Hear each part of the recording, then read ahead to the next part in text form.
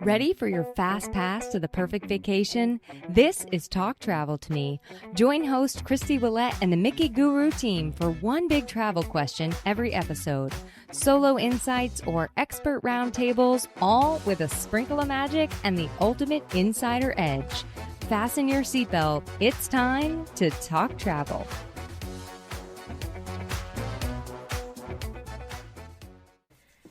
Hey travelers, welcome back to Talk Travel to Me. This week I'm flying solo and answering the question, why should I choose a cruise for my next vacation? So let's just jump right into it. I have three main reasons that I think you should consider a cruise for your 2026 vacation. So first off, cruising really is a choose your own adventure. It can be incredible for couples, kids, friend groups, multi-generational families, and even solo travelers. So it is one of those situations where you get to choose. Do you want to have nightlife activities? Do you want to just spend the day relaxing in the spa? Do you want to get off at every port of call and do all kinds of excursions? Or do you want to just kind of take life as it comes? The cruise line and the ship makes the biggest difference in your overall experience. And then this comes into play in a whole bunch of different ways. We can talk about the personality of the cruise line. Virgin Voyages, for example, is adults only. It's a little more hip. It's a little more edgy. But also, people like me are really comfortable and fit in really nicely in that space too. So it's not too edgy. Carnival typically is a party ship. That is going to be your typically, well, I guess I was going to say it's going to be your most economical option, but also we've got new things popping up like Margaritaville at sea, and those are really like party ships, so appeal a lot to younger travelers. Although I will say Carnival does have some of their newer ships that are more geared towards families, but they still have that fun ship kind of a reputation for a reason. You can also think about the ship making a difference in how old it is. The cheaper the cruise, usually it means it's the older ships. So I have a lot of clients that will come to me and they'll say, hey, I saw this great deal on a Royal Caribbean cruise, and it was $399 for 5 nights. I already know we're talking about a Serenade of the Seas or another of the really older ships, which can be a match for you depending on what you're looking to do. But if you're thinking Royal Caribbean and I've seen the commercials and I have the water slides and the flow rider and the, what do they call, indoor skydiving thing, none of that is happening on that $399 ship. So the choose your own adventure starts kind of in that beginning thing with the actual ship, with the itinerary that you choose. And that's also a really big one because people will come to me sometimes and say, hey, I saw a great deal. Boston to Bermuda. It's great. We don't have to fly. It's perfect for our first cruise. It's really not perfect for your first cruise. And then the reasons are it's an older ship because Boston can't accommodate the new, nicer ships. So you're going to get an older, smaller ship.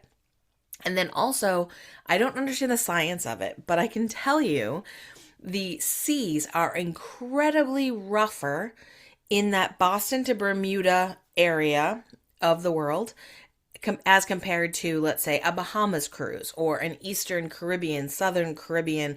Like those waters, most of the time, are very smooth. Boston to Bermuda is rough. So if it's your first cruise, the price looks good. The idea that it might be a 5-night cruise and that you get to go to Bermuda and spend some time there sounds good. But it's one of those scenarios that you've got to think of all of the different pieces.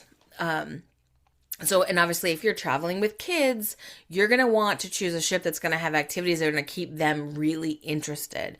And Norwegian, for example, does have the newer ships that have, go-karts on the top and they've got water slides and all that kind of thing. Royal Caribbean, especially the Oasis and Icon classes, amazing amazing activities for kids of all ages.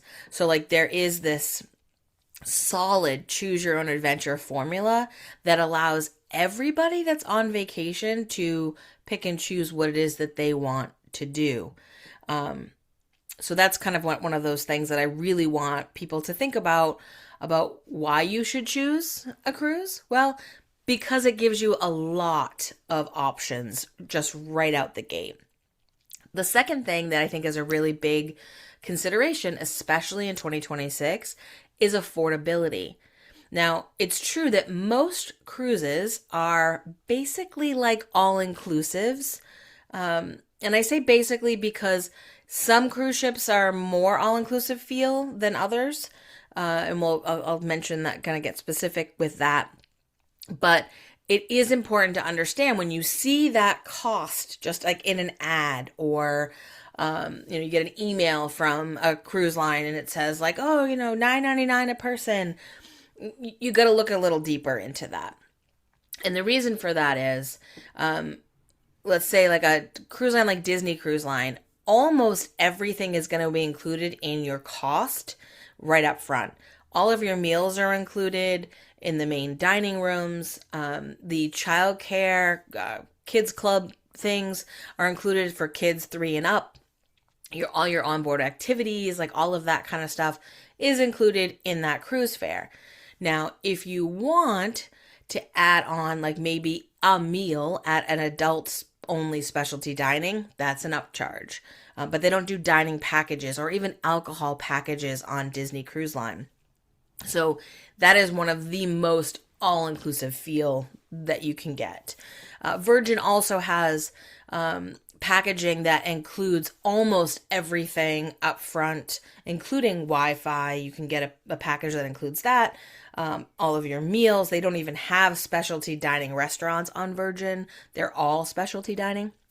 So there's no additional cost there. And then with them, they don't have a drink package, traditional drink package, but you can buy a bar tab. So you can basically say before you even leave home, I'm willing to spend $500 on alcohol and specialty drinks on the ship. You buy that ahead of time and then you go. So it's all kind of paid for up front, that all-inclusive feel. Now, when you look at cruise lines like Royal or Norwegian, they do tend to nickel and dime. So it may look great at the outset, but that's one of the things that you look at in the beginning to kind of figure out what is your experience going to cost. If you want to go to specialty dining, you just pay for that up front. And then that takes away a little bit of that kind of always feeling like you're having to have your wallet out. But in general, cruising is one of the most, if not the most, affordable vacation option. Because if you think about it, everything is in that cruise fare price, right? Your hotel, it's your stateroom, your dining, activities on board the ship, shows, and a lot of the cruise lines have Broadway caliber shows that if you were going to go to a show in New York, it's going to cost you $150 and up, depending on where your seats are and all of that.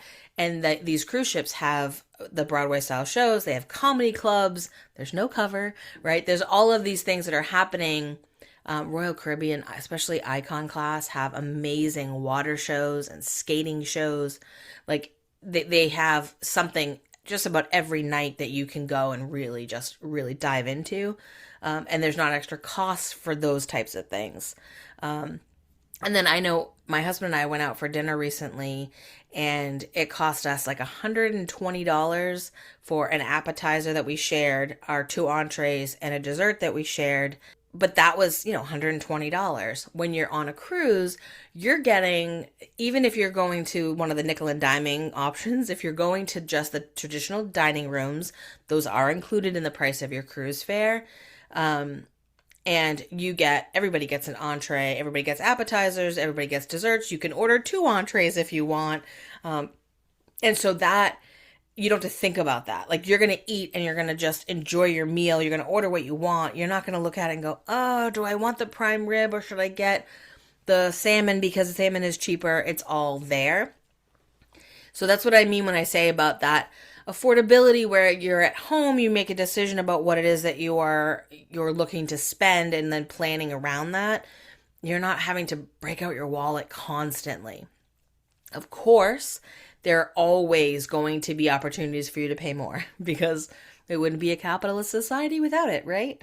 So the idea that you could go on the ship and spend no extra money is a very real thing. I have done it, and as your resident bougie girl, I can tell you that it absolutely is possible for you to go on a ship, not pay a single extra penny, and have a fabulous time.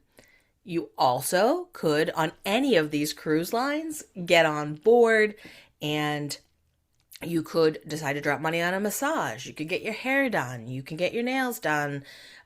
You could register for a beverage tasting of your choice. Disney Cruise Line has a lot of that where you can pick your favorite type of adult beverage and go to a tasting specifically for that. You could also go on port adventures or shore excursions when your ship is in port. In many ports, it's perfectly safe to hop in a cab or take a public city bus and go to a beach or go to a museum. You could do all of that, but you could also spend a lot of money on excursions. I will say there's one that I have been eyeing when I finally take my Greek Isles cruise, which is on my very short list of what needs to happen soon. There is a private yacht experience for the day for you and 11 of your friends. It has 12 spots on it. That is extraordinarily expensive. But it is an experience that I feel like you need to have in the Greek Isles. So we're kind of like in that same vein when I was talking about the choose your own adventure. The entire process is that from the planning to the actual execution and being on board, there is so many options. So for me, when I talk to people about what you should do for your next vacation, you probably want some options, right? You don't want to be forced into, let's say, going to a single sandals resort and all you can do is what's there at the resort and you're there for 7 nights. I say that, but to be honest, I know that some of you listening, you might. You might. And if that's the vibe you want for a particular vacation, cool. But I do think that it's important to think about all of the pieces in that, if that makes sense. A couple other concerns that come up when we think about cruise vacations. Some people will be like, "Oh, I'm going to be bored." For all the reasons I just mentioned, I think you'll be really hard pressed to be bored on a cruise. If you're a reader, bring your books. There is nothing like sitting next to and hearing the ocean as you're reading a book. Get lost in your book and really enjoy that feeling. That's not boring, right? If you like shows, all of the opportunities for things that are going on board. Personally, I love trivia. You'll catch me running from one trivia game to the next. I love the ships have different versions of the newlywed game. They call it different things. Disney actually has Match Your Mate. But you can go and either participate in the game show maybe, or you can sit in the audience and enjoy the game show from those seats. So I think that people oftentimes will think that they'll be bored because they look at it and think, what am I going to do in the middle of the ocean for all that time? I have not talked to a single person that's actually gone on a cruise and felt bored at all. That's just not happening. Another real big thing that you might be worried about if you've not cruised before is motion sickness, because you hear a lot about that out there.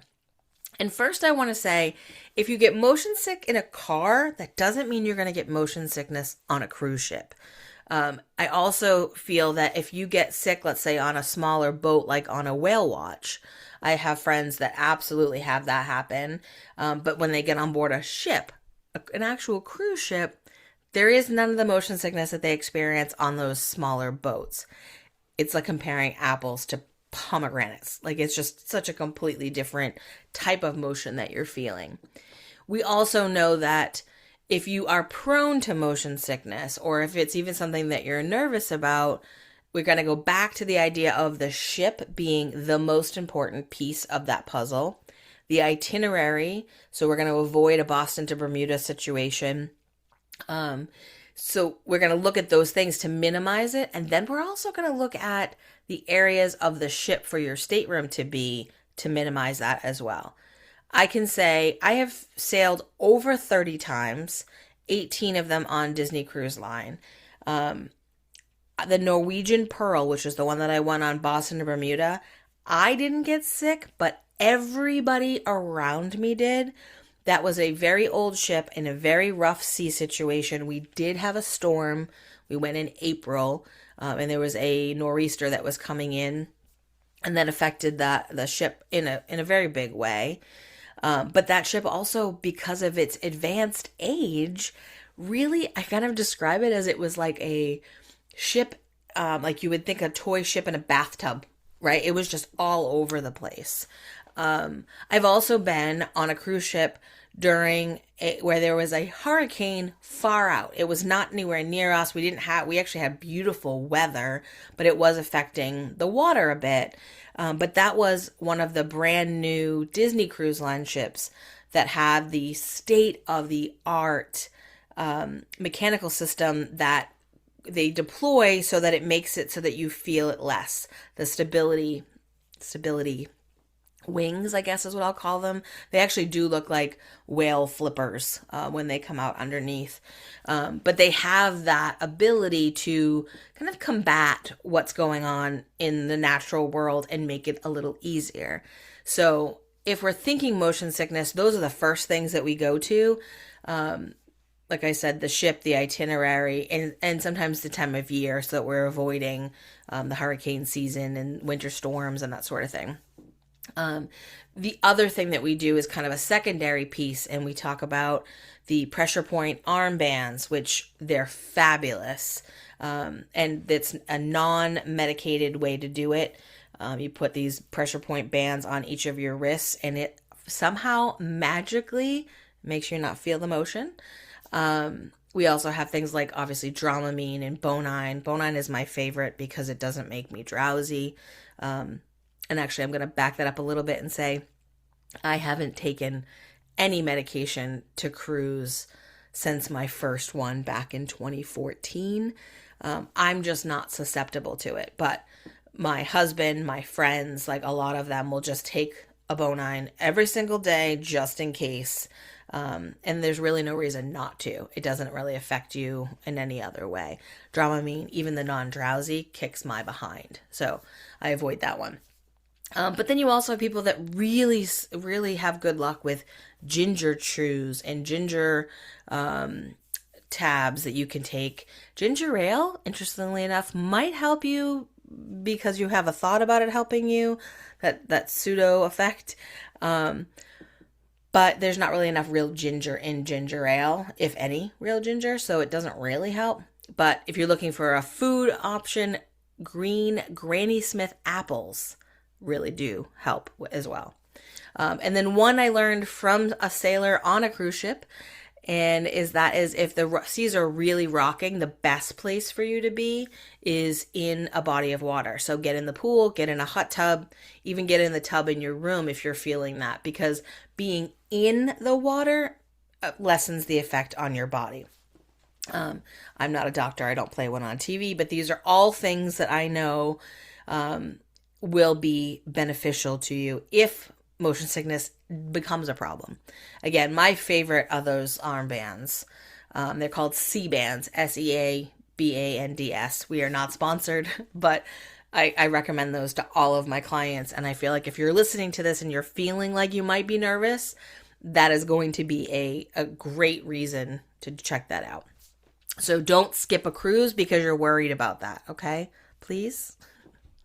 Another concern that has come up for a lot of us, especially in 2026, when we want to do the best we can for our planet, is that there's a lot of question about the environmental impacts of cruising. This I completely understand. And if you have a question about this, I would highly recommend that you reach out to me. I can give you some resources with some real honest to God information about what the impact on cruising in this time period actually is. There are absolutely cruise lines that I personally avoid, and I talk to clients about avoiding because of their environmental impact. But there are also many, many cruise lines out there now that are repurposing and reducing waste. Some of them actually are able to repurpose, reuse, and recycle up to 100% of the waste. They do that by breaking it down, recycling things, but then also converting mostly food waste into energy to fuel the ships. Crazy, right? And then also a lot of cruise lines have been actually recognized for their efforts to protect marine life by the National Oceanic and Atmospheric